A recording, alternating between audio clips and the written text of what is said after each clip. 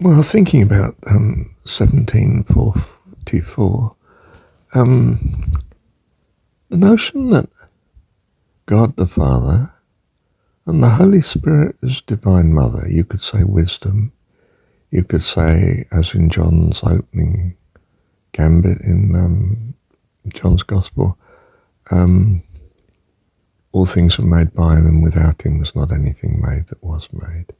In him was life, and the life was the light, and so forth.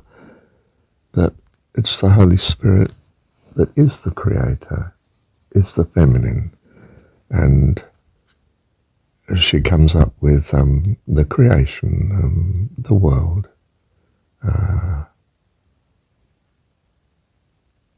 You can think in the material life, she makes the home. And it goes through my mind, the home isn't perfect in the world, of course. Now, you could say it's going to be perfect in the case of God's wife, the Holy Spirit, a Divine Mother, if you like, the creating principle. Why we say something like Mother Nature, consciously realizing it or not, that in some sense the universe, the material universe, constitutes the home, and she is the homemaker. Don't get me wrong, and I used to, of course, you can't have a home without a dad there in the traditional culture of providing the protection and resources and strength and well, I know it's not very PC, but leadership in some sense. There is a dominance of the man. It's our salvation. Not something to be terrified of like I was, you know. It's our hope of home and mum able to make and be what she needs to be. I mean, now I'm tempted to say it's a pretty wonderful setup in its way. I don't want to glorify an old-fashioned view that had its major difficulties, to say the least, but that's because of, as I see it, a world that doesn't know their God well enough and is, well, if you like, is deceived by a religion that's equally not perfect. I mean, everything here is a mix of what we see as good and bad, and everything is transitory, and everything the consequence of everything else influencing it, and so on. But yes, to come back to my point, the Holy Spirit is the wife. Certainly it's from God. I mean, you know, it's the author of all things. It's the Adam story, isn't it? She's made from his side. It's a certain side of God, his compassion, love, and creativity, that is at work, creating the universe, perhaps creating many, perhaps creating the tears of heaven as the East especially perceives it. You know, the causal, I mean, the causal, even the heavenly, the causal, the astral and the physical, and I don't know, they've got all sorts of, but you know, that basic sort of concept of that which is existent,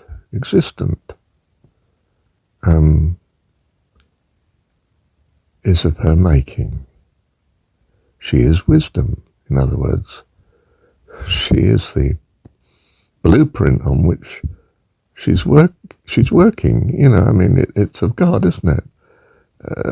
He wants a home, a family, company, forever. How unspeakably lovely. And what an incredible blessing to us that is. Love you, Heavenly Dad. Love you. And love Mum too. Of course.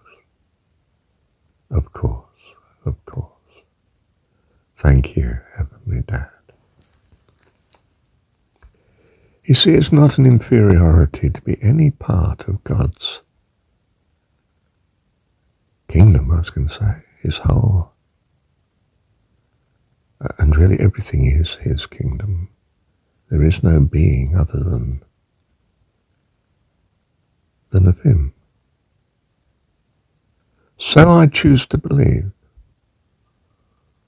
Why? Well, it's my childish conception of that which is beyond my ability to grasp.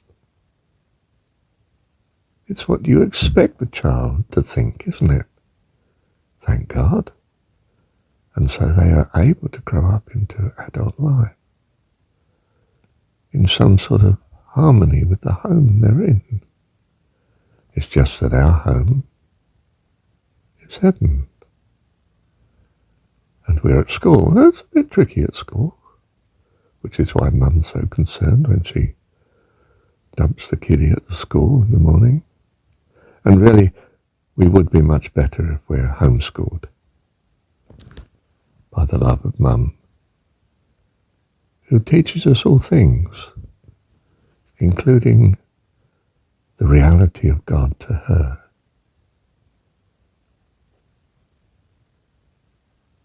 Her knight in shining armour,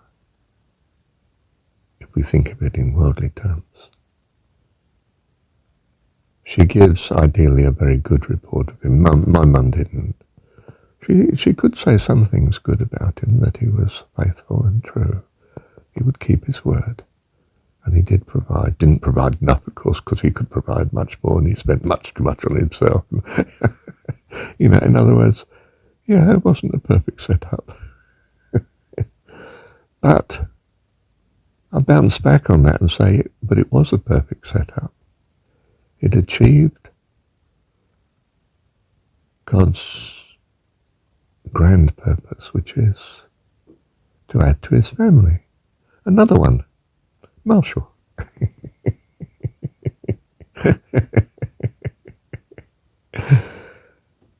And not just what God was doing through them, but he loves them as well. And it is my joy and hope that they too come, for all live unto him. He does a greater thing in us than through us. Because it doesn't need to work through us. He could do it all on his own. But he doesn't choose to, because it blesses us to be working with him. And it's a great joy to us when we realize we are. We're his hands. We're part of his work. I did that. Oh, well done. Yes. We're children. And thank God he loves his children.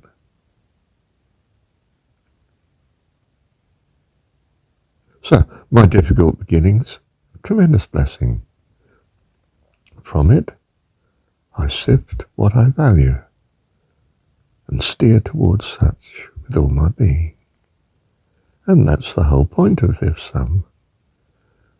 material world, that we come to be clear on what we value, to life eternal in the family